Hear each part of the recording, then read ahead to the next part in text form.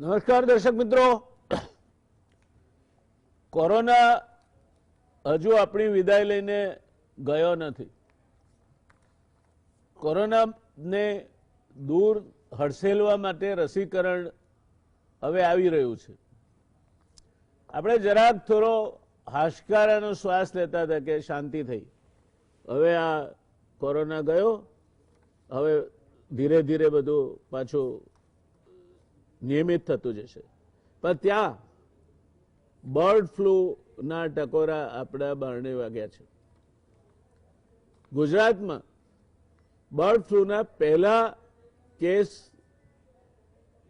સપાટી પર આવવાની સાથોસાથ ગુજરાતમાં બર્ડ ફ્લૂ આવી પહોંચ્યો છે એમ કહીએ તો એમાં જરાય અતિશયોક્તિ નથી. અને એના કારણે ક્યાંક ને ક્યાંક કોઈ આશંકા, કોઈ ભય, કોઈ ચિંતા ફેલાયેલી જોવા મળે છે.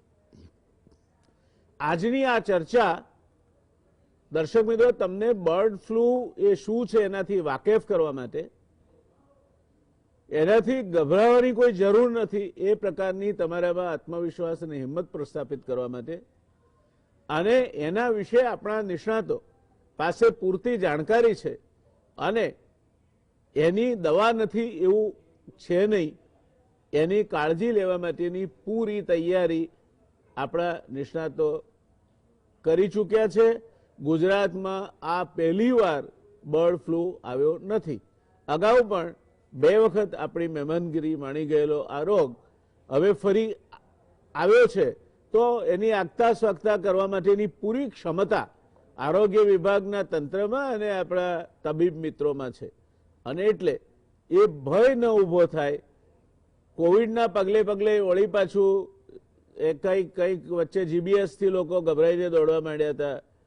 આવું ન થાય તેટલા માટે આજની આ ચર્ચા ગુજરાત સમાચાર ટેલિવિઝનના દર્શક મિત્રો માટે એક કોન્ફિડન્સ બિલ્ડિંગ જેને કહેવાય, કે તમારામાં એક વિશ્વાસની સર્જન કરવું અને આ રોગની સામે કઈ સાવચેતી રાખવી એ માહિતી આપવા માટે આજની આપણે આ ચર્ચાનું આયોજન કર્યું છે. દર્શક મિત્રો, બર્ડ ફ્લૂ વિશે કેટલીક માહિતી હું તમને આપીશ. નિષ્ણાત ડોક્ટર મિત્રો એ અંગે આગળ વાત કરે તે પહેલા, બર્ડ ફ્લૂ વિશ્વમાં 1997માં આવ્યો. આ મહામારી મરઘા જેવા પંખીઓમાં ફેલાય છે, મૃત્યુદર પ્રમાણમાં ઊંચો છે, પંખીઓના સંપર્કમાં આવતા મનુષ્યને પણ તેનો ચેપ લાગે છે. આને એવિયન ઇન્ફ્લુએન્ઝા પણ કહેવાય છે. બર્ડ ફ્લૂમાં ચેપ લાગ્યા પછી 2 થી 8 દિવસમાં એના લક્ષણો દેખાય, ફ્લૂ જેવા એના લક્ષણો હોય છે.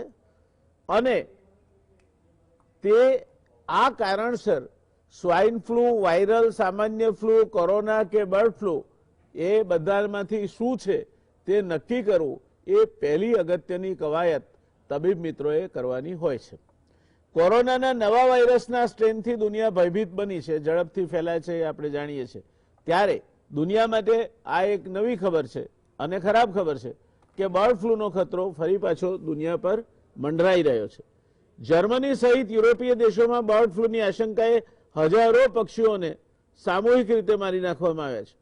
બર્ડ ફ્લૂનો આ ખતરો ભારતમાં પણ દેખાયો છે. દેશના રાજ્યો જેવા કે રાજસ્થાન, મધ્યપ્રદેશ, કેરળ, હિમાચલ પ્રદેશમાં બર્ડ ફ્લૂના કેસો મળતા દેશના 6 રાજ્યોમાં એલર્ટ જાહેર કરવામાં આવ્યું છે. આ નામોમાં આપણે હવે બહુ ગૌરવપૂર્વક ગુજરાતનો પણ ઉમેરો કરી દઈએ, કારણ કે ગુજરાતમાં પણ બર્ડ ફ્લૂનો પહેલો કેસ સપાટી પર આવ્યો છે. જમ્મુ, કાશ્મીર, કર્ણાટક અને તામિલનાડુનો પણ આમાં સમાવેશ કરી શકાય. તમે જાણો છો તેમ સ્વાઇન ફ્લૂને આપણે H1N1 કહેતા, દરેક ફ્લૂને એના નામ હોય છે. એમ પક્ષીઓમાં જે દેખાય છે તે H5N1 એ સૌથી ખતરનાક વાયરસ જે પક્ષીઓ દ્વારા મનુષ્યોમાં પણ ફેલાઈ શકે છે. અગાઉ દુનિયામાં આ વાયરસનો ભોગ બનેલ માનવીઓમાંથી 60% લોકોના મૃત્યુ નિપજ્યા હતા. તેના પરિણામે દેશની સરકાર પણ બર્ડ ફ્લૂના વાયરસને કારણે હરકતમાં આવી છે. અને મારે તમને કહેવું જોઈએ કે એણે જેમ રાજ્યો માટે ગાઈડલાઈન જાહેર કરી છે તેમ ગુજરાતની સરકાર પણ આ દિશામાં સાવધાની અથવા સતર્કતા વર્તીને કામ કરી રહી છે અને એણે આ ખતરા સામે ટકરાવવા માટેની પોતાની તૈયારીઓ પણ કરી લીધી છે. તાજેતરમાં જર્મનીના ઉત્તર પશ્ચિમ રાજ્ય લોઅર સેક્સોનીના એક ગામમાં 2 ફાર્મમાં H5N8 ટાઈપના બર્ડ ફ્લૂ પક્ષીઓમાં દેખાયો હતો. જર્મનીની સાથે સાથે ફ્રાન્સ અને બ્રિટન સહિતના યુરોપિયન દેશોમાં બર્ડ ફ્લૂના પ્રકોપના ખબર આવી રહ્યા છે. જર્મની પોલ્ટ્રી ઉત્પાદન ક્ષેત્રમાં યુરોપમાં સૌથી આગળ છે. જર્મનીના અધિકારીઓ 5મી જાન્યુઆરીએ પક્ષીઓમાં બર્ડ ફ્લૂનો રોગ થવાનું જાહેર કર્યું અને પોલ્ટ્રી ફાર્મમાં 62,000 બતક અને મરઘીને બર્ડ ફ્લૂને કારણે મારી નાખવામાં આવ્યા હોવાનું જાણવા મળ્યું હતું. ફ્રાન્સે 6 લાખ મરઘાનો નાશ કરવાનો નિર્ણય કર્યો છે.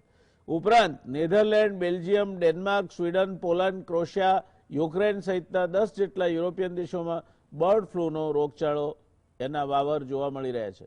જાપાનમાં આખા દેશની પોલ્ટ્રી ફાર્મને ડિસઇન્ફેક્ટ કરવા આદેશ આપવામાં આવ્યા છે. દક્ષિણ કોરિયાએ પણ દેશભરમાં પોલ્ટ્રી ફાર્મને હાઈ એલર્ટના આદેશ આપ્યા છે. બર્ડ ફ્લૂનું સાયન્ટિફિક નામ એવિયન ઇન્ફ્લુએન્ઝા છે અને વૈજ્ઞાનિકોએ એને નામ આપ્યું છે એવિયન ઇન્ફ્લુએન્ઝા, જે એક ચેપી બીમારી છે. મોટાભાગે પક્ષીઓને ભરડામાં લે છે અને આ બીમારી 90ના દાયકામાં બર્ડ ફ્લૂના નામે દુનિયાની સામે આવી હતી.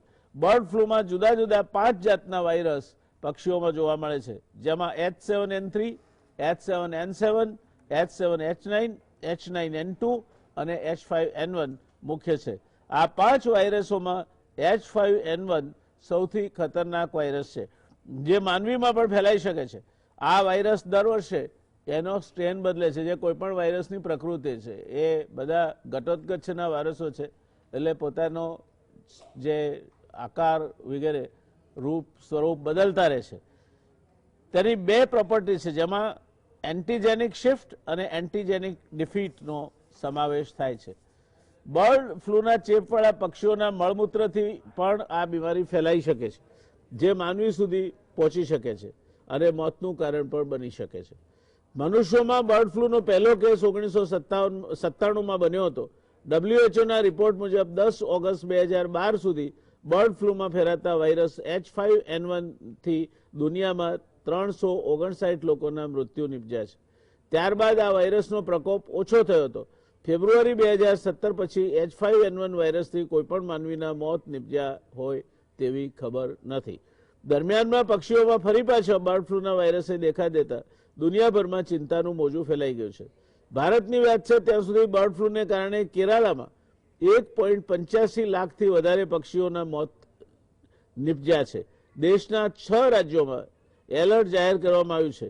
ખાસ કરીને મધ્યપ્રદેશમાં પક્ષીઓના અચાનક મોત થવાની સંખ્યા વધી ગઈ છે, જેને પરિણામે પોલ્ટ્રી ફાર્મમાં મરઘા બતકને મારી નાખવાના આદેશો જાહેર કરવામાં આવ્યા છે. હરિયાણા પોલ્ટ્રી ફાર્મમાં પણ લાખો પક્ષીઓ ટપોટપ મરી ગયાના સમાચાર છે. આમ હવે આ જે ખતરનાક વાયરસ છે H5N1, સ્વાઇન ફ્લૂનો મેં તમને કહ્યું અગાઉ H1N1, આ H5N1 એણે હવે આ દેશમાં પણ ફેલાવા માટે પોતાની પાંખો પસારી છે અને એનું માધ્યમ પક્ષીઓ છે. ખાસ કરીને મરઘા, બતકા અને પછી એમાંથી બીજા પક્ષીઓ અને એમાંથી માણસ. આ પ્રકારે એ ફેલાય છે અને વાયરસ જ્યાં ઉત્પન્ન થાય ત્યાં પછી કોઈ બીજા બોડીમાં ફેલાતો હોય ત્યારે એ પ્રમાણમાં વધુ ઘાતક અને વધુ મજબૂત બનતો હોય છે અને એ પરિસ્થિતિ આ કિસ્સામાં પણ થાય છે તેમ કેવું અતિશયોક્તિ ભર્યું નથી. આપણે જરા પણ સમય વેડફ્યા વગર આ અંગેની ચર્ચા માટે આપણી પાસે જે વિદ્વાન ડોક્ટરોની પેનલ છે ઉપલબ્ધ, એની સાથે પ્રવૃત્ત થઈશું. એમાં ડૉક્ટર કમલેશભાઈ ઉપાધ્યાય, એની ઓળખની ગુજરાત સમાચાર ટેલિવિઝનના દર્શક મિત્રોને કોઈ જરૂર નથી. મેડિસિન વિભાગના અમદાવાદ સિવિલ હોસ્પિટલના એ વડા છે. સ્વાઇન ફ્લૂ, કોંગો ફીવર જેવા જીવલેણ રોગોમાં બીજા ઘણા એડ કરી શકાય એવા છે, લેપ્ટોસ્પાયરોસિસથી માંડીને, પણ એ જીવલેણ રોગના નિષ્ણાત છે અને ગમે તે યુદ્ધ મોરચે એમને તમે નાખો તો પાર પડે એવા એક સક્ષમ ડૉક્ટર છે. ડૉક્ટર GC પટેલ રાજ્ય સરકારનો એપિડેમિક વિભાગ છે, એના તેઓ શ્રી નાયબ નિયામક છે. 1985થી રાજ્યના જાહેર આરોગ્ય વિભાગમાં સેવા આપે છે, કારણ કે આ પ્રશ્ન જે છે એ જાહેર આરોગ્યને સ્પર્શતો પ્રશ્ન છે, એટલે જાહેર આરોગ્ય વિભાગ સાથે સંકળાયેલા પ્રશ્નમાં ડૉક્ટર જીસી પટેલ એ જે ખાતું એના માટે પ્રવૃત્ત છે અને જે એની ચિંતા કરે છે તે ખાતાના નાયબ નિયામક શ્રી છે। Doctor Deepak ji Saxena, Indian Institute of Public Health में आप प्रोफेसर हैं। एमडी के अलावा आपने पीएचडी की भी उपाधि प्राप्त की है और जो रोग संपर्क से फैलते हैं ऐसे डिसीजेस के वो निष्णात है, अपने आप में एक इसकी जानकारी रखते हैं और ये वजह से हमने स्वाइन बर्ड फ्लू की चर्चा में सक्सेना साहब को आमंत्रित किया है। वैसे डब्ल्यूएचओ ने भी ऐसा कहा है कि आने वाले समय में द कंटेजियस डिसीजेज नहीं, यानी जो चेपी रोग जिसको गुजराती में बोलते हैं वो नहीं, मगर lifestyle diseases will be more dangerous, but this is not the lifestyle disease. Somehow after swine flu coming as it is, bird flu and in between COVID, this is something which I think the people must know about. શરૂઆત કરીશું આપણે doctor કમલેશભાઈ ઉપાધ્યાયથી। આપણે જાણવું છે બહુ સરળ શબ્દોમાં કે ગુજરાતમાં પણ આજે સ્વાઇન બર્ડ ફ્લૂનો પહેલો કેસ દેખા દીધી છે। આ બર્ડ ફ્લૂ શું છે અને एक मेडिसिनना डॉक्टर तरीके निष्णात तरीके आप आनी जे ट्रीटमेंट प्रोटोकॉल है ते बाबत में शू मानो छो? सौ दर्शक मित्रों नमस्कार। Influenza, flu, seasonal flu, swine flu, bird flu, आज फ्लूनो वायरस है ये मनुष्य की सभ्यता करता जूनो वायरस है। दर वर्षे थोड़ो थोड़ो बदलाया करे छे। H1 થી H18 અને N1 થી N11 એવા સબટાઈપ એમાં હોય છે। ત્યારે આજે વાયરસ ભૂંડમાંથી આવે તો એને સ્વાઇન ફ્લુ કહેવાય, માછલીમાંથી આવે તો મરીન ફ્લુ કહેવાય, ઘોડામાંથી આવે તો ઇક્વાઇન ફ્લુ કહેવાય અને બર્ડમાંથી આવે પંખીમાંથી આવે તો એને બર્ડ ફ્લુ અથવા એવિયન ઇન્ફ્લુએન્ઝા એવું નામ કહેવાય। સમગ્ર વિશ્વમાં 1996 થી કેસીસ જોવા મળે છે અને હ્યુમન કેસ 1997 માં જોવા મળ્યો। समग्र भारत देश में 2006 में 18मी फेब्रुआरीए अपने गुजरात में जे आपणो उकाई डेम है त्या उच्छल आ बाजू और पेली बाजू नवापुर त्या 2006 में अपने आ वायरस ने समग्र देश में पहली वखत पकड़ो। त्यारथी गुजरात सरकार पशुपालन खातु, फॉरेस्ट डिपार्टमेंट, आरोग्य विभाग आ बधा संकलन में अपने काम करीए छीए। छेल्ला 14 वर्षनो अमारा सौ आखी टीम है ए साथे मळीने काम करीए छीए। आ वायरस 2006 में देखायो, पछी 2017 में पुनः अहमदाबाद में, हाथीजण विस्तार में और मेमनगर में और वलसाड आ 3 जगह जोवा मळेलो અને આ 14 वर्ष दरमियान वच्चे जोवा नतो मळ्यो, पण देश में लगभग 170 करता वधारे एपिसेंटर में आ वायरस जोवा मळेलो।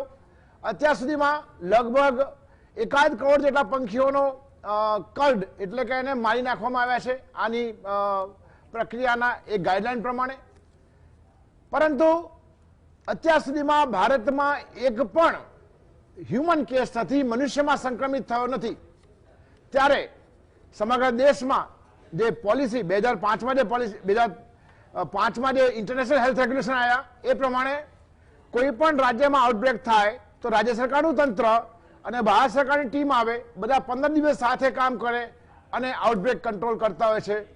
धन्य है आ बधा ज विभागों संकलन एना अधिकारीओनुं के आटला वर्षो सुधी गुजरात में के भारत में एक पण ह्यूमन केस नहीं। 1997 थी लईने पहलो ह्यूमन केस बर्ड फ्लू नोंधायो तो 97 थी 21 सुधी में लगभग 862 जेटला माणसों में आ संक्रमित थयो बर्ड फ्लू वायरस। एमांथी 455 जेटला लोकोना मृत्यु थया छे, पण भारत में एक पण ह्यूमन केस नहीं, माणस में नोंधायो नहीं। 2014 सुधी 233 जेटला दर्दीओ हता जे साहेबे वात करी ए पछी 2015 થી 18 में लगभग 160 केस नोंधाया समग्र विश्व में અને એમાંથી 48 डेथ थया।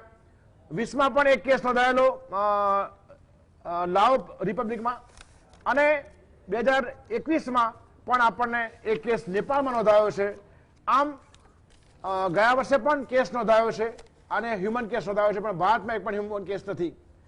આ જે વાયરસ જે છે એ માઇગ્રેટરી બર્ડ્સ જનરલી ફેલાવતા હોય છે.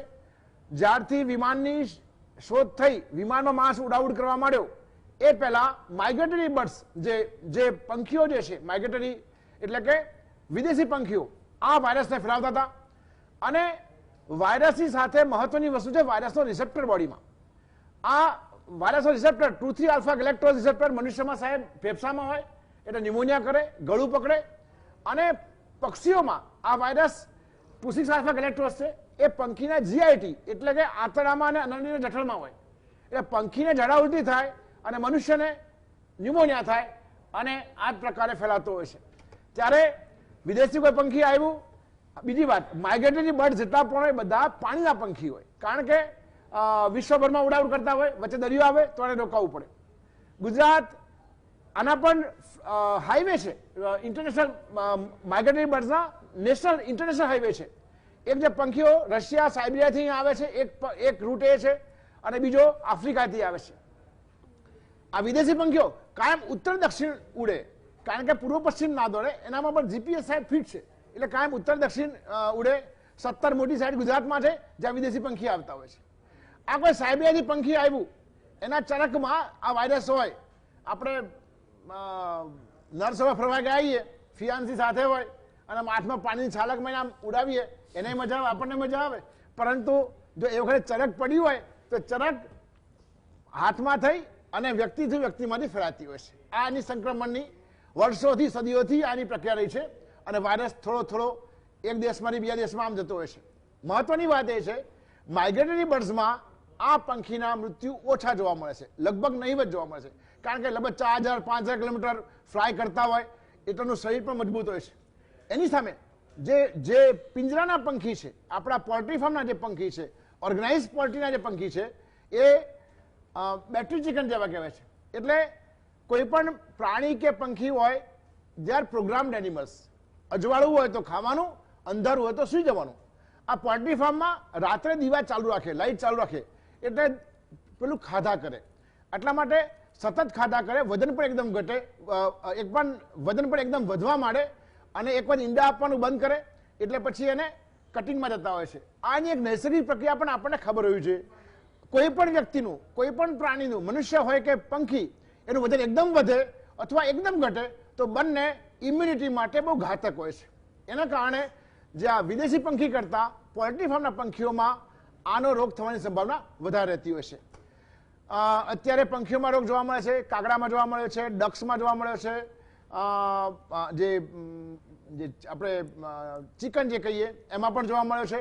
ત્યારે જ્યારે કોઈ પણ પંખી, અત્યારે પંખીઓ પણ મૃત્યુ થતા હોય છે, નૈસર્ગિક પ્રક્રિયા છે, પણ રસ્તામાં કોઈ પંખી મરેલું હોય અને એને ખુલ્લા હાથથી અડકવું ના જોઈએ, હાથમાં કોથળી રાખીને અથવા ગ્લોવ્સ પહેરીને અડકવું જોઈએ. આ એક મહત્વનો સંદેશો હું આ સ્તરે વાત કરવા માંગુ છું. જ્યારે લક્ષણોની વાત કરું ત્યારે ફ્લૂમાં જનરલી ગળું પકડાય અને પછી ન્યુમોનિયા થાય. આ બર્ડ ફ્લૂમાં ગળામાં વાયરસ ઓછો થાય છે એટલે યુઆરટીઆઈ લગભગ નહીવત થતું હોય છે. સીધો મનુષ્યમાં થાય ત્યારે ન્યુમોનિયા થતું હોય છે. ન્યુમોનિયા થાય જેવો જે સિઝનલ ફ્લૂ હતો એવો જ ન્યુમોનિયા થાય છે. એ પ્રમાણે જ પણ જે લોકો પોલ્ટ્રી ફાર્મમાં કામ કરતા હોય અથવા જે લોકો આવા મરેલા પંખીને પકડે અથવા બેકયાર્ડ પોલ્ટ્રી એટલે ઘરે પણ મરઘાને બધું હોય છે, એમાં કોઈ પંખીનું મૃત્યુ થાય, એ જે સંક્રમિત હોય તો જ આ રીતે ફેલાય, બાકી બધામાં ફેલાતો નથી. ઝૂમાં પણ જઈએ ત્યારે ઝૂમાં પણ જો ઝૂની પણ આખી એક સિસ્ટમ છે આપણી એસ્ટાબ્લિશ, તો ઝૂમાં કોઈ મૃત પંખી હોય તો એમાં જોવા મળે, બાકી બધામાં જોવા મળતો નથી. એટલે ગભરાવું નહીં. આ બધાનું પણ જ્યારે પંખીઓ એક સામટા મળતા હોય, આપણે ગુજરાતમાં પશુપાલન ખાતું આની સર્વેલન્સ સિસ્ટમ છે. રેગ્યુલરલી આપણે સેમ્પલિંગ જે મૃત્યુ પામ્યા હોય એના મોકલાવીએ છીએ. આટલા વર્ષોથી લગભગ 2003થી તો સિસ્ટમ બિલકુલ રેગ્યુલર ચાલી રહી છે કે આપણે પોલ્ટ્રી ફાર્મના સેમ્પલ જોઈએ છે અને ભોપાલ મોકલાવીએ છીએ.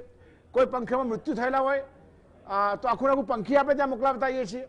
અને ઝીરો રિપોર્ટિંગ એટલે પંખીઓના મૃત્યુ ન થયા હોય તો પણ એ પોલ્ટ્રી ફાર્મે જાણ કરવી પડતી હોય છે કે અમારે ત્યાં મૃત્યુ થયા નથી. આમ આપણે પહેલો વાયરસ દેશમાં પકડ્યો તો આપણે ત્યાં એની પોલિસી પણ સરસ આપણે ફોલો કરીએ છીએ અને ગુજરાતમાં અત્યાર સુધીમાં લગભગ પંખીથી ઉપર આખા દેશમાં કોઈ જગ્યાએ મનુષ્યમાં કોઈ કેસ જોવા મળ્યો નથી.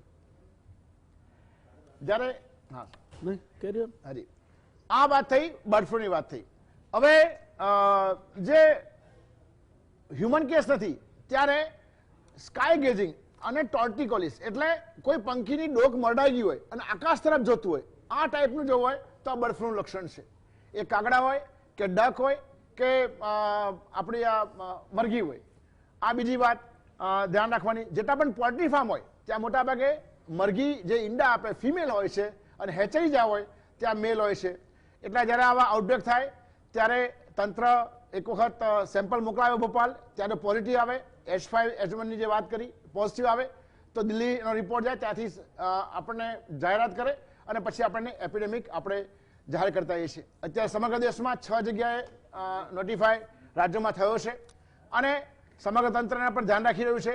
અત્યાર સુધીમાં કોઈ હ્યુમન કેસ જોવા મળ્યો નથી, પણ આ જે બર્ડ ફ્લુની ચોક્કસ ગાઈડલાઈન છે અને 0 થી 1 કિલોમીટર અને 1 થી 10 કિલોમીટર અને મનુષ્ય માટે 0 થી 3 કિલોમીટર અને 3 થી 10 કિલોમીટર આમ અમે આખો જે સમગ્ર વિસ્તાર ગૂગલ મેપ પર મૂકી અને દોરીએ છીએ અને એટલા વિસ્તારોમાં અમે ચોક્કસ જે નિર્દેશિકા ભારત સરકારની છે 2021ની એ પ્રમાણે અમે કામ કરતા આવીએ છીએ.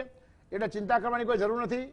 સમગ્ર ફોરેસ્ટ ડિપાર્ટમેન્ટ, ઝૂ ડિપાર્ટમેન્ટ, આરોગ્ય ડિપાર્ટમેન્ટ આ બધા જ સંકલનમાં રહીને અમે કામ કરીએ છીએ અને પંખીમાંથી મનુષ્યમાં સંક્રમિત ન થાય એનું ધ્યાન રાખીએ છીએ. જે લોકો આ પક્ષીઓ સાથે કામ કરતા એ લોકો અથવા અમારી કામગીરીમાં જોડાય એ બધા જ હેલ્થકેર વર્કરનું રોજ રોજ ચેકઅપ થાય અને કામગીરી એની પૂરી થાય પછી 7 દિવસ એને ઘરે જવા દેતા નથી અને એને કોઈ મંદિરનું કોઈ ધર્મશાળા હોય એને ક્વોરન્ટાઇન કરીએ છીએ. આ પ્રક્રિયા અમે વર્ષોથી કરીએ છીએ. એના કારણે આપણને એના પરિણામો પણ મળે છે. ત્યારે સૌ નાગરિકોને વિનંતી છે કે ગભરાવો નહીં, તંત્ર સજાગ છે. ધન્યવાદ કમલેશભાઈ.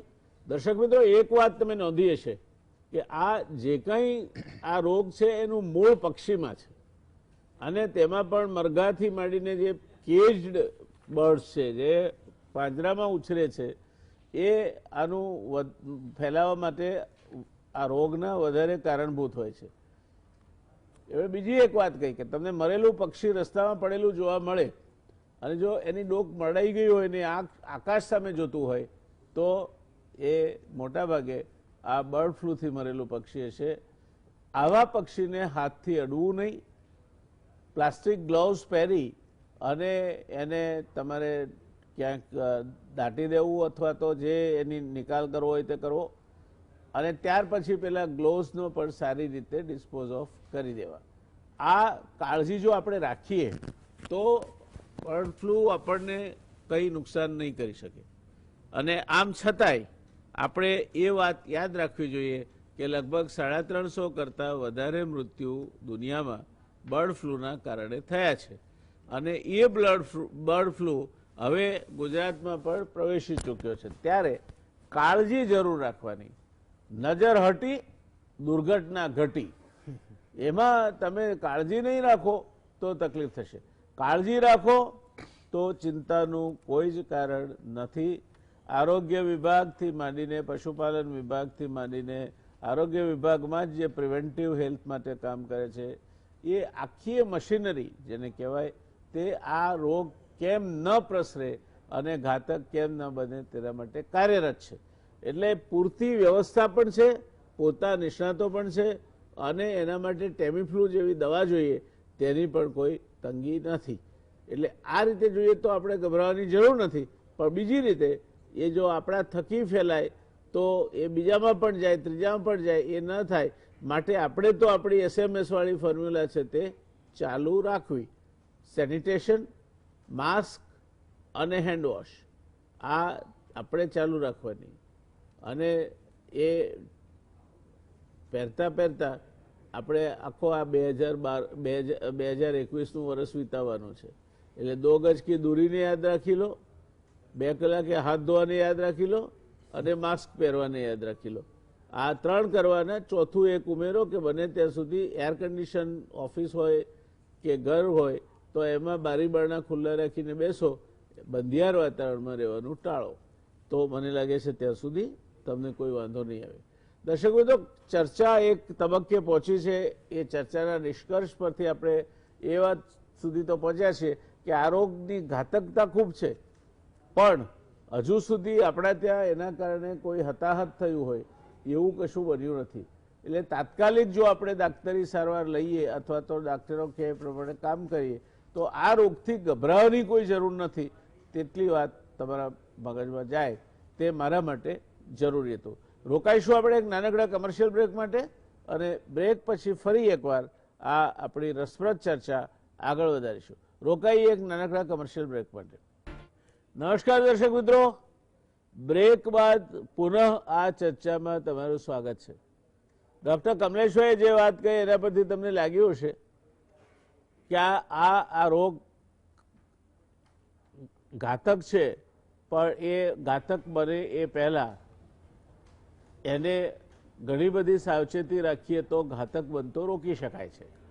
હવે એ ઘાતક ન બને અને એને ઘાતક બનતું રોકવા માટેનું કામ રાજ્ય સરકારમાં એક વિશિષ્ટ ખાતું છે.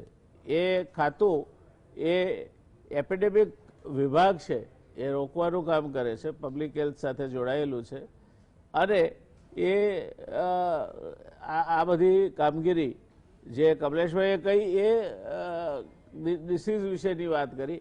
આપણે હવે જાણીશું ડૉક્ટર જીસી પટેલ પાસેથી કે બર્ડ ફ્લૂની સંદર્ભમાં રાજ્ય સરકારે પોતાના જે ડાક્ટરો છે પ્રાઇમરી હેલ્થ સેન્ટર સુધી એનું આખું નેટવર્ક વિસ્તરેલું છે, ક્યાંક તો સબ હેલ્થ સેન્ટર પણ છે, તો એમને શું સૂચનાઓ આપી છે અને જાહેર પ્રજા માટેની એમની શું સલાહ છે? દર્શક મિત્રો, જીએસટીવીના માધ્યમથી આપ સૌને એક સંદેશો આપવા માગું છું કે બર્ડ ફ્લૂનો કોઈ ફફડાટ કે ગભરાટ રાખવાની જરૂર નથી. જેમ અગાઉ વક્તાઓ કહી ચૂક્યા તેમ 2006ની અંદર નવાપુરા એટલે મહારાષ્ટ્ર છે અને એ આપણી તાપીની બોર્ડર ઉપર છે, ત્યાં એક બર્ડ ફ્લૂનો કેસ જોવા મળેલો હતો. એ જ રીતે 2017ની અંદર હાથીજણ જે આપણી અમદાવાદનો એક પાર્ટ છે એની અંદર એક બર્ડ ફ્લૂનો કેસ જોવા મળેલો હતો. પણ સરકારની સતર્કતાના કારણે આપણે આ બર્ડ ફ્લૂનો ચેપ એ મનુષ્યમાં આવતો અટકાવી શક્યા છીએ. આ માટે સરકારના વિવિધ વિભાગો જેવા કે આરોગ્ય વિભાગ, પશુપાલન વિભાગ, ફોરેસ્ટ વિભાગ, રેવન્યુ વિભાગ અને પંચાયત વિભાગ તેમના આંતર વિભાગીય સંકલનથી આ રોગ મનુષ્યમાં ન પ્રસરે તે માટે સતત ચિંતિત હોય છે. આરોગ્ય અને પશુપાલન વિભાગ દ્વારા ખાસ કરીને પોસ્ટ મોન્સૂન એટલે કે દિવાળી પછી, કારણ કે દિવાળી પછી ચોમાસાની ઋતુની અંદર વિષાણુજન્ય એટલે કે વાયરસજન્ય રોગો એ પ્રભાવી બનતા હોય છે. એમાં જેમ કમલેશભાઈએ કહ્યું એમ ઇન્ફ્લુએન્ઝા એટલે શરદી ખાંસી, આપણે ગુજરાતી ભાષામાં કહીએ તો એ સદીઓથી થતો રોગ છે. એ મનુષ્યમાં જોવા મળે છે, પ્રાણીઓમાં જોવા મળે છે અને પક્ષીઓમાં જોવા મળે છે. આ પક્ષીઓમાં જોવા મળતો રોગ એ મનુષ્યમાં ન થાય તે માટે આરોગ્ય અને પશુપાલન વિભાગ એક એડવાઇઝરી બહાર પાડે છે અને એ એડવાઇઝરીના માધ્યમથી સંબંધક વિભાગે શું પગલાં લેવા જોઈએ તેની સલાહ સૂચન અને નિર્દેશનો હોય છે. આમાં પશુપાલન વિભાગ દ્વારા એક સર્વેલન્સની કામગીરી કરવામાં આવે છે. સર્વેલન્સમાં પોલ્ટ્રીના પક્ષીઓ અને માઇગ્રેટરી જે આપણે કહીએ કે યાવાવાર પક્ષીઓ જે સપ્ટેમ્બર મહિનાથી માર્ચ મહિનામાં આપણા ત્યાં આવે છે, એ પક્ષીઓની અંદર ખરેખર બર્ડ ફ્લૂના જંતુઓ છે કે નહીં તેની તકેદારીના ભાગરૂપે 3 પ્રકારના સર્વેલન્સ થાય છે. એક તો ક્લિનિકલ સર્વેલન્સ કે પક્ષીઓમાં આકસ્મિક મોત થતા હોય એ ટૂંકા ગાળાની અંદર એક એનું સર્વેલન્સ થાય છે. બીજું કે વાયરોલોજીકલ સર્વેલન્સ કે જીવિત પક્ષીઓમાંથી એની અઘાર અને ઓળોફેરેન્જિયલ એટલે કે એના ગળાના ભાગની અંદરથી સ્વોબ લઈ, જેમ મનુષ્યના ટેસ્ટ થાય છે એ રીતે સ્વોબ લઈ અને એની તપાસ કરવામાં આવે છે. અને ત્રીજું સિરોલોજીકલ કે કે પક્ષીઓમાં ઇન્ફેક્શન લાગેલું હોય અને એન્ટીબોડી પ્રસ્થાપિત થઈ છે કે નહીં, એનું આ 3 પ્રકારનું સર્વેલન્સ કરવામાં આવે છે. આ 3 પ્રકારની સર્વેલન્સ પ્રક્રિયાના માધ્યમથી જ આપણે જે અત્યારે જ વાત થાય છે કે બાટવાની અંદર માણાવદર તાલુકામાં જે કેસ બન્યો એ 2 તારીખે 53 જેટલા પક્ષીઓના ડેથ થયા હતા અને એમના સેમ્પલ મોકલવામાં આવ્યા હતા. એ આપણી તકેદારી હતી. એના પરિણામે આપણે પક્ષીઓમાં બર્ડ ફ્લૂ શોધી શક્યા છીએ, પરંતુ એ માણસમાં એ પ્રસરે નહીં તેની તકેદારી લેવા માટે આપણે 2 તારીખ 2 જાન્યુઆરીથી ચિંતિત છીએ. હવે આ જે પોઝિટિવ કેસ આવ્યા પછીની આપણી જે પ્રક્રિયા હોય છે એની વાત કરું કે જે પોલ્ટ્રી ફાર્મ કે પક્ષીઓની કાળજી સાથે સંકળાયેલા જે કર્મચારીઓ છે એ કર્મચારીની અંદર આ બર્ડ ફ્લૂનો પગ પેસારો ન થાય તે માટે આપણે એ કર્મચારીઓને ક્વોરન્ટાઇન, જે અગાઉ વાત કરી, એમને રાખીએ છીએ. બીજું કે એમને કીમો પ્રોફાઇલેક્સિસ કે રોગ ન થાય તે માટેની ટેમીફ્લુ એટલે આપણે ઓસલ્ટામિવિર એમની ઉંમર પ્રમાણે એનો ડોઝ આપવામાં આવે છે. તદુપરાંત તેમનું દૈનિક ધોરણે હેલ્થ ચેકઅપ કરવામાં આવે છે. આ વાત થઈ પોલ્ટ્રી ફાર્મના કર્મચારીઓમાં આ રોગનો પ્રસરણ ન થાય તે માટેની પ્રક્રિયા. બીજું કે મનુષ્ય જાતમાં આપણા આ રોગ ના આવે તે માટે જે અસરગ્રસ્ત વિસ્તાર છે એ વિસ્તારને 10 કિલોમીટરની અંદર રેડિયસમાં એ વિસ્તારને આપણે એક એલર્ટ ઝોન તરીકે ડિક્લેર કરવામાં આવે છે.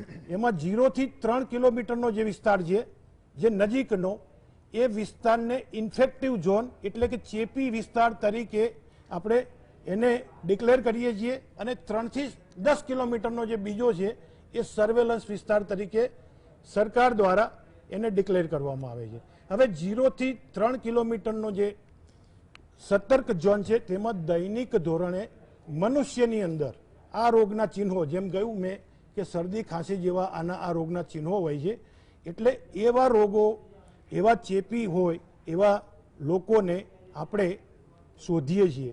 આજે જ મારી પાસે જે ફિગર છે કે બાટવા એરિયાની અંદર આ 0 થી 3 કિલોમીટરની અંદર 40,000થી વધુ લોકોનું આપણે સર્વેલન્સ કરી ચૂક્યા છીએ અને એની અંદરથી 2 એવા શરદી ખાંસીના દર્દીઓ મળેલા છે અને એમને આપણા સર્વેલન્સ હેઠળ રાખવામાં આવેલા છે. એ જ રીતે જે 3 થી 10 કિલોમીટરનો વિસ્તાર છે એમાં આપણે સાઇન સિમ્પટમવાળા કોઈ દર્દી હોય એની આપણે શોધ કરવાનું કામ કરીએ છીએ. હવે આમ લોકોમાં મેં કહ્યું કે ભાઈ આ બર્ડ ફ્લૂથી ફફડાટ કે ગભરાવાની જરૂર નથી. આવી ગભરાહટ લોકોમાં ન થાય તે માટે આપણે સેટકોમના માધ્યમથી અને આપણા કર્મચારીઓના માધ્યમથી લોકોને જાગૃત કરીએ છીએ કે ભાઈ આ રોગથી ગભરાવાની જરૂર નથી. આ રોગ બર્ડ્સમાં જોવા મળે છે અને આપણી સતર્કતાના કારણે આપણે મનુષ્યમાં પ્રસરતો અટકાવી શકીએ છીએ. અને આજ દિન સુધી ગુજરાતમાં તો નહીં પરંતુ સમગ્ર ભારત દેશની અંદર એક પણ બર્ડ ફ્લૂનો કેસ આપણે નોંધાયો નથી. ધન્યવાદ. દર્શક મિત્રો, એક પણ બર્ડ ફ્લૂનો કેસ નોંધાયો નથી. આ શબ્દો યાદ રાખો તમે. એટલે તમે આપણે ગુજરાતીમાં કહેવત છે કે આવતી દાડે વખ ના ખવાય. તમે કોઈ રોગ વિશે વાંચો, એની ભયાનકતા વિશે વાંચો અને વાંચીને પછી એકદમ ભયભીત થઈને જીવો તો વો જીના ભી જીના હૈ યારો. શેના માટે ભયભીત થવાનું? જ્યારે તમારી પાસે એ વિશેની સમજ ઉપલબ્ધ છે ત્યારે જ્ઞાન દ્રષ્ટિ હિ નિર્મલા, જ્ઞાનની દ્રષ્ટિથી તમે એને જોશો, સમજદારીથી જોશો તો તમને એ ભય નહીં લાગે અને તમે સાવચેત પણ રહેશો. અમારો આ પ્રયાસ તમને ભયથી દૂર રાખવાનો છે. મોત સારું, તો મોતનો ભય એ માણસને પીડીને મારે છે. અને ગુજરાત સમાચાર ટેલિવિઝનના માધ્યમ થકી અમે આખોય આ 1 કલાક તમને એના માટે આપીએ છીએ કે જેના થકી તમારા જીવનની કોઈ ચિંતા અમે હળવી કરી શકીએ. અમે દરેકના ઘરે ઘરે જઈને ચિંતામાં ભાગીદાર ન થઈ શકીએ, પણ તમારી ચિંતા ક્યાંક સ્ટ્રેસની વાત કરીએ છીએ, ક્યાંક આપઘાતની વાત કરીએ છીએ, ક્યાંક બીજી નાની મોટી તમારી સમસ્યાઓની વાત કરીએ છીએ, ક્યાંક બાળકને શિક્ષણ અંગેની વાત કરીએ છીએ, ક્યાંક નિશાળોની વાત કરીએ છીએ. તમારી જે રોજબરોજની સમસ્યાઓ છે એમાં ક્યાંક ભાગીદાર થવાનો અમારો આ પ્રયાસ છે. હવે તમારા કુટુંબમાં દીવાનખાનામાં આવીને તમારી સાથે આ નિષ્ણાત પેનલની સાથે તમે વાત કરતા હો, શક્ય છે, કલ્પી શકાય, આજે તમે કરી રહ્યા છો. सक्सेना साहब आपके पास आएंगे अब.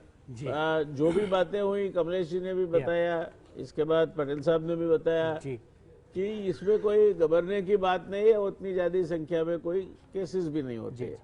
फिर भी एक जिंदगी होती है और एक जिंदगी जिसकी है उसके लिए तो अनमोल होती है. तो हम आपसे ये पूछना चाहेंगे कि ये अगर ये इसका फैलाव हुआ, नहीं हुआ है अभी, मगर अगर हुआ, क्योंकि हम प्लानिंग जो करते हैं वो तो वर्स्ट संभावनाओं को लक्ष्य में लेके किया जाता है.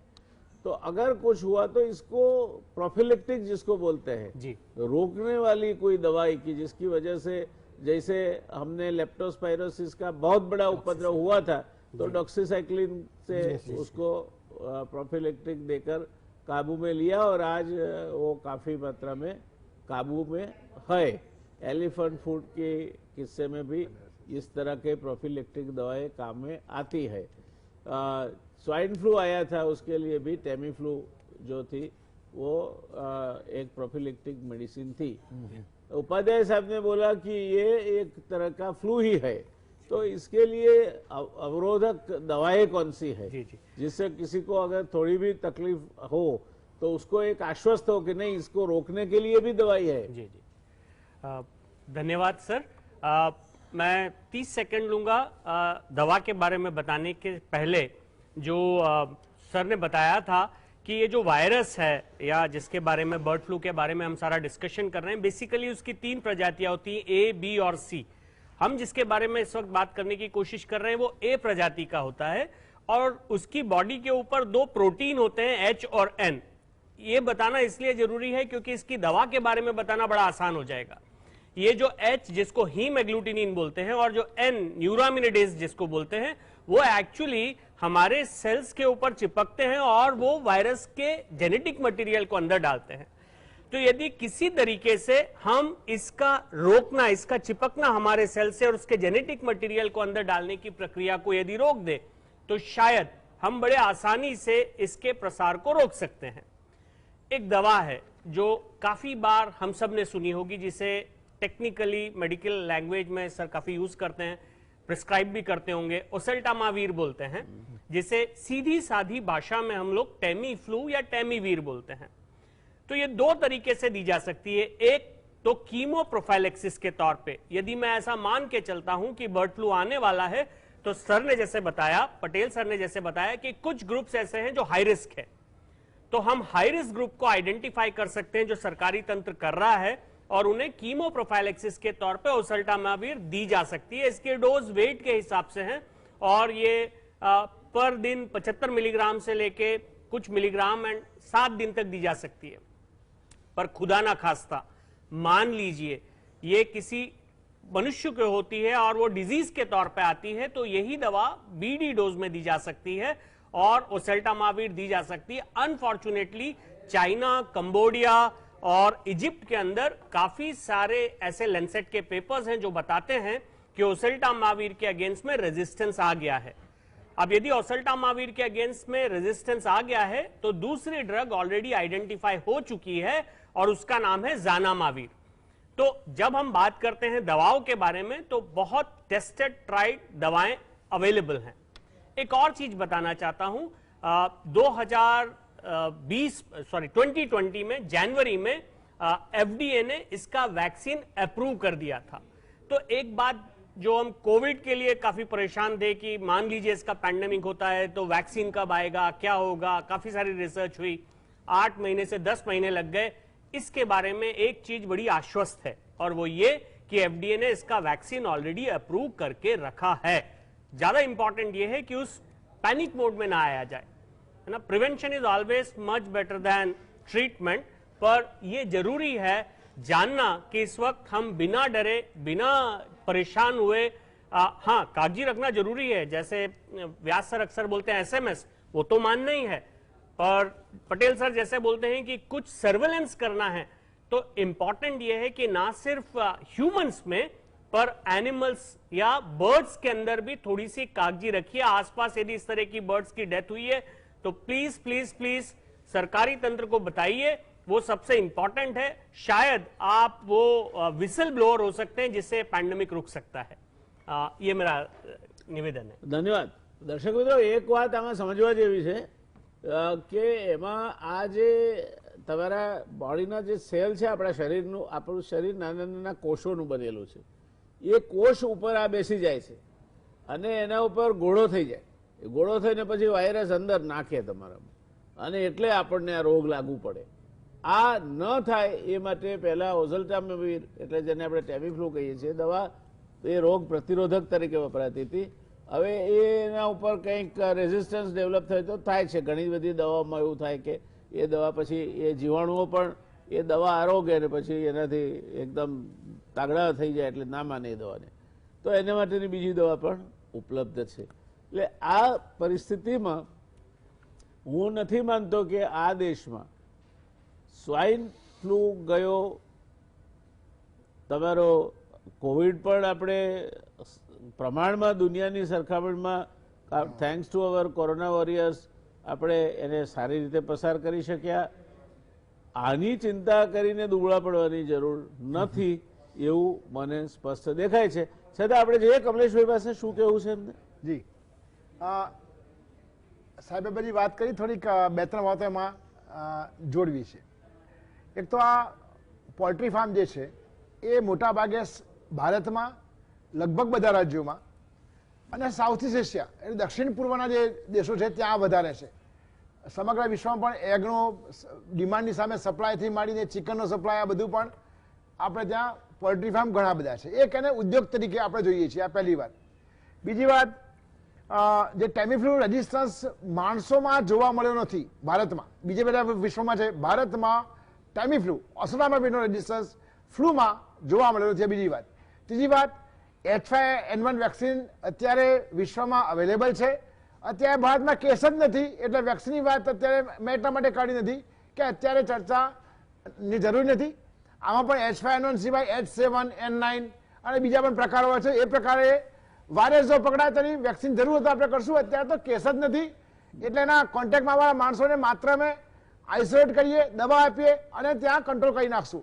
એ વિશ્વાસ છે. વેક્સિન વિશ્વમાં તૈયાર છે, હાલ દેશમાં જરૂરિયાત નથી. એ બીજી વાત.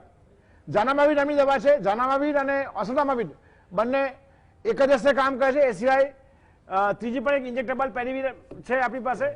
તો દવાઓનો માટે કોઈ જ પ્રોબ્લેમ નથી. આ ફ્લૂના વાયરસ પર કામ કરતી બધી દવાઓ આપણી પાસે છે. જરૂરી વેન્ટિલેટર છે દરેક હોસ્પિટલોમાં.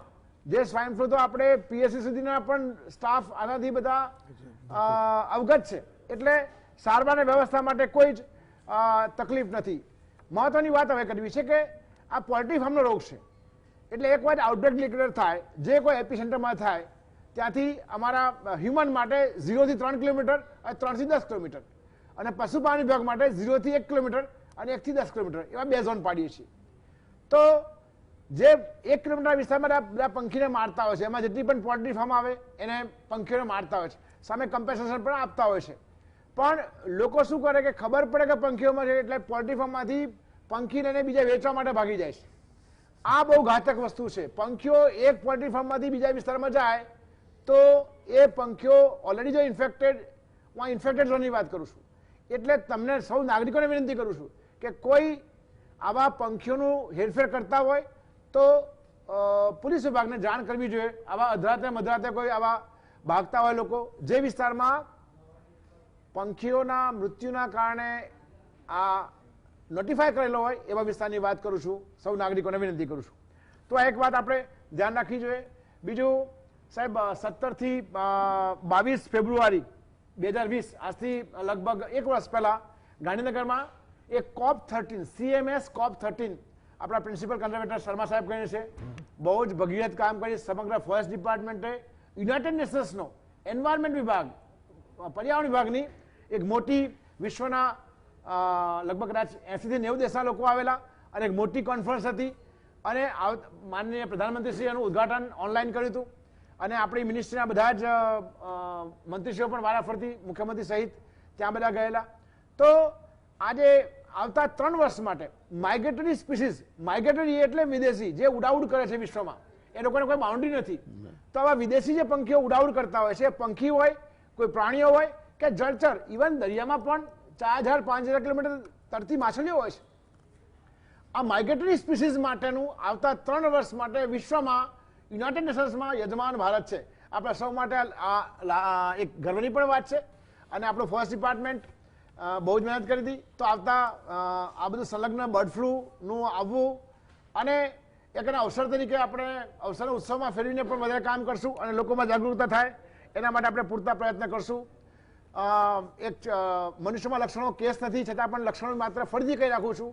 જે લોકોએ સાહેબે કીધું એમ જે મૃત પંખીના સંપર્કમાં આવ્યા હોય એ લોકો વિશેષ એક આડ વાત કરી લઉં. આ કાચું માંસ ખાઈએ તો થોડું તકલીફ રહે તમને, પણ ચિકન અથવા ઈંડા પૂરા પકાવેલા હોય તો એનાથી ફેલાતો નથી. એ ગભરાવાની ચિકન કે ઈંડા જો રાંધેલા હોય હા તો એનાથી નથી ફેલાતો. વાયરસ મરી જાય છે. તો કોઈ મૃત પંખીના કોન્ટેક્ટમાં આવ્યા હોય અથવા તમારા ઘરની આસપાસ પણ પોલ્ટ્રીમાં જે એમાં ડેથ હોય અથવા પોલ્ટ્રી ફાર્મમાં ડેથ થયા હોય અને એવા પંખીના સંપર્કમાં આવ્યા હોય અથવા એની જે પોલ્ટ્રી ફાર્મની જે અઘાર બધી જે હોય છે એ બધી ક્લિનિંગ પ્રોસેસમાં તમે કામ કરતા હોય, તમને ન્યુમોનિયા થાય તો વાત કરવી જોઈએ કે હું પોલ્ટ્રી ફાર્મમાં કામ કરું છું, ડૉક્ટરને સામેથી કહેવું જોઈએ. આ પહેલી વાત. અને લક્ષણો બધા ફ્લૂ જેવા છે, તાવ આવવો, આમાં ગળું પકડાતું નથી, આમાં સીધો ન્યુમોનિયા થાય છે. ન્યુમોનિયા થાય તો મૃત્યુની સંભાવના થોડીક વધારે રહેતી હોય છે. પણ હવે તો એવું છે નહીં, આપણે એલર્ટ છીએ. ગુજરાતમાં પણ પરીક્ષણ બધું સંભવ છે. આરટીપીસીઆર ટેસ્ટ જે આપણે ફ્લૂમાં કરીએ છીએ, જે કોવિડમાં કરીએ છીએ, એ જ પ્રકારનો આરટીપીસીઆર ટેસ્ટથી આ વાયરસ પકડાય છે. અને જે લાળના નમૂના આપણે નાકમાંથી મોઢામાં લઈએ છીએ એમાંથી જ મળે છે. લોહીમાં વાયરસ પકડાતો નથી.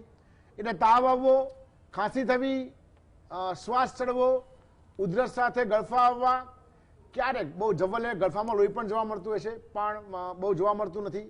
એ સિવાય એકદમ શ્વાસ ચડી જાય અને 24 કલાક 36 કલાકમાં દર્દી સિરિયસ થાય અને સાયટોકાઇન સ્ટ્રોમ જે કોવિડમાં છે એ પ્રકારે સાયટોકાઇન સ્ટ્રોમ આમાં પણ થાય. ફેફસાની અંદર પાણી ભરાવા માંડે અને અંદરની વાત કરું છું અને દર્દી એકદમ સિરિયસ થતા હોય છે. ઓક્સિજનનું પ્રમાણ ઘટે, દર્દીને વેન્ટિલેટર પર લેવાની જરૂર પડે.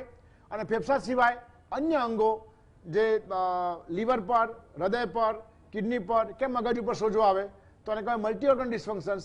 એના કારણે દર્દીના મૃત્યુ થતા હોય છે. અત્યારે તો હ્યુમન કેસ નથી એટલે માત્ર માહિતી માટે હું આટલી જરા વાત કરું છું. પુનઃ એક વાત ક્લિયર છે, દર્દીના લક્ષણો ખબર છે, સારવાર માટે વ્યવસ્થા પૂરતી છે, મશીનો પૂરતા છે. સમગ્ર આરોગ્ય તંત્રમાં છેલ્લા 14 વર્ષથી બધા અથાગ પ્રયત્નો કરી રહ્યા છે. સંકલન સરસ છે સરકારના વિવિધ વિભાગો સાથે, ભારત સરકાર સાથે સંકલન સારું છે.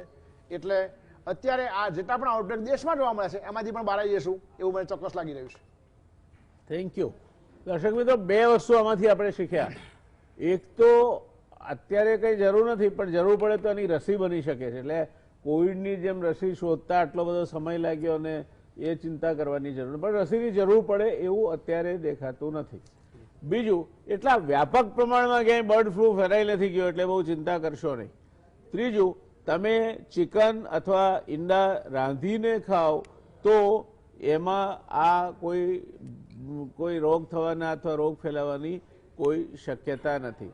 અને છેલ્લે દવાઓ આપણી પાસે છે એટલે એ ધારો કે ઓસલટામિવિર નહીં ચાલતી હોય તો એનાથી આગળની દવા, એ નહીં તો એનાથી આગળની દવા, ઇન્જેક્શન એ આપણી પાસે છે.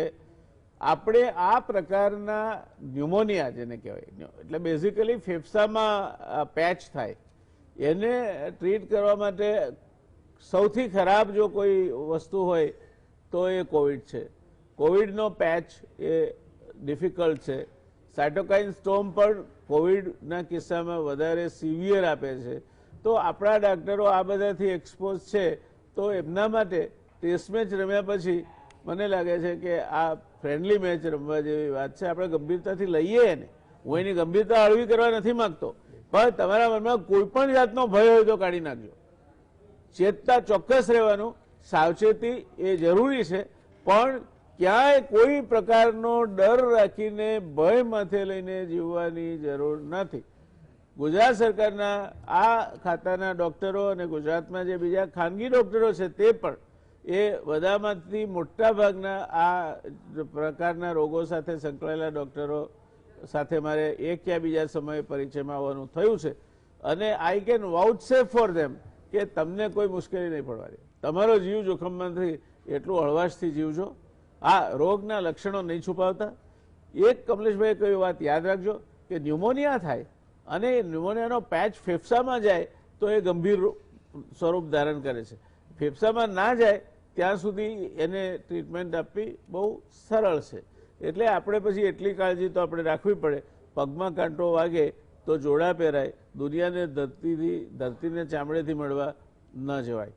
આ આટલા કાળજી રાખજો. પોલ્ટ્રીની આજુબાજુ રહેતા હો તો જરા વિશેષ કાળજી રાખજો, ગભરાશો નહીં.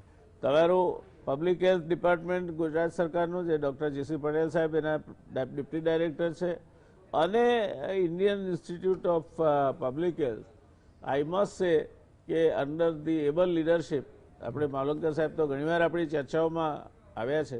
જ્હોન હોપકિન્સ ઇન્સ્ટિટ્યૂટ એટલે દુનિયામાં સારામાં સારી સંસ્થા કહેવાય, ત્યાંથી એમણે પોતાની માસ્ટર્સ ડિગ્રી અને પીએચડી કર્યું છે અને છેલ્લા 10 વર્ષથી આ સંસ્થાનું નેતૃત્વ કરે છે.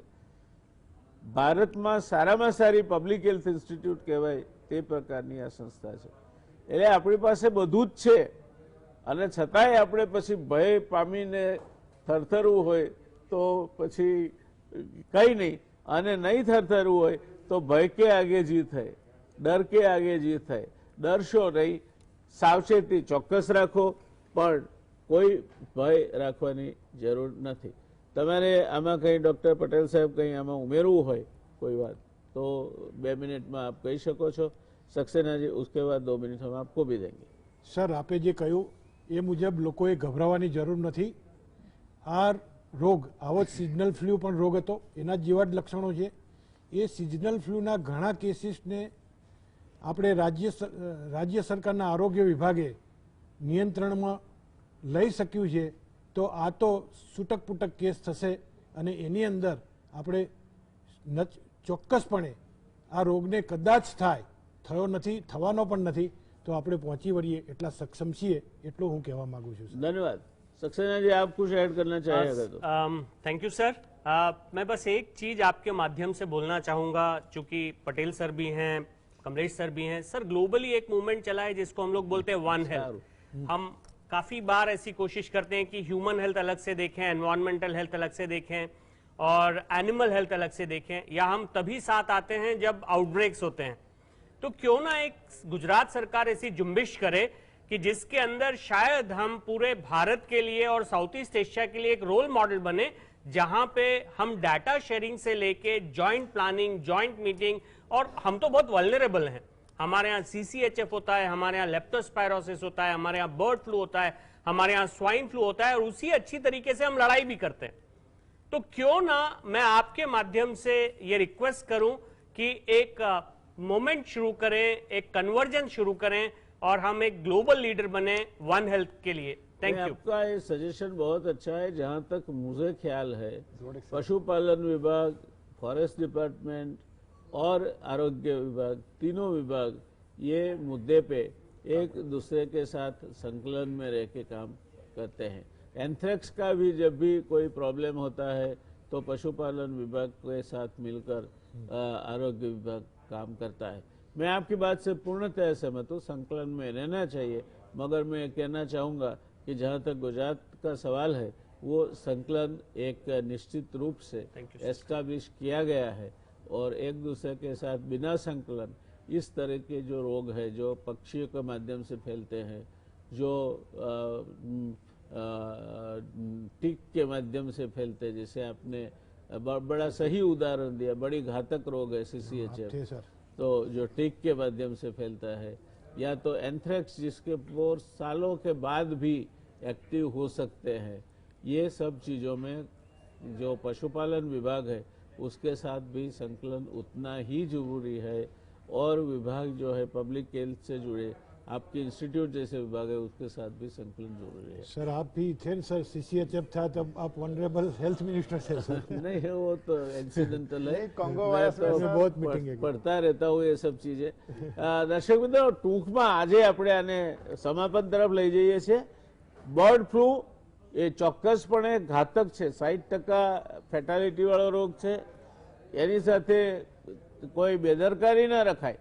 પણ તમે જો કાળજી રાખશો તો ગુજરાત સરકારના આરોગ્ય વિભાગ અને ગુજરાતના ડોક્ટરોના હાથમાં તમે સંપૂર્ણ સલામત છો. એટલે જરાય ગભરાયા વગર નિશ્ચિંતતાથી આ તમારું જીવન વ્યતીત કરજો. કોવિડના ઉપર વળી પાછો આ બીજો રોગ આવે અને તમે પાછા મેન્ટલ સ્ટ્રેસ કે ડિપ્રેશનમાં ના જાઓ એટલા માટે આ ચર્ચાનું આપણે આયોજન કર્યું હતું. મને લાગે છે આ ચર્ચા તમને ઉપયોગી થઈ હશે. મળીશું આવતીકાલે બીજા કોઈ અગત્યના તમને સ્પર્શતા, મને સ્પર્શતા, આપણને સ્પર્શતા ટોપિક સાથે ડિબેટ, રિયલ ડિબેટ જેને કહી શકાય, જેમાં તમે 1 કલાક રોકો છો તો 1 કલાકના અંતે તમે કંઈક લઈને ઊભા થાવ છો. તે પ્રકારની ચર્ચા ગુજરાત સમાચાર ટેલિવિઝન પર 9 થી 10 દરમિયાન થાય છે. મને આનંદ છે કે ગુજરાતમાં સર્વાધિક જોવાતો ડિબેટ શો એ તમે જોઈ રહ્યા છો અને એની જેટલી વધારે તમે તમારા મિત્રો સાથે, કુટુંબ સાથે વહેંચશો, શેર કરશો તેટલી બધાને એની ઉપયોગિતા વધશે. રજા લઈએ આપની. શુભરાત્રી, શબ્બા ખેર, ટેક કેર.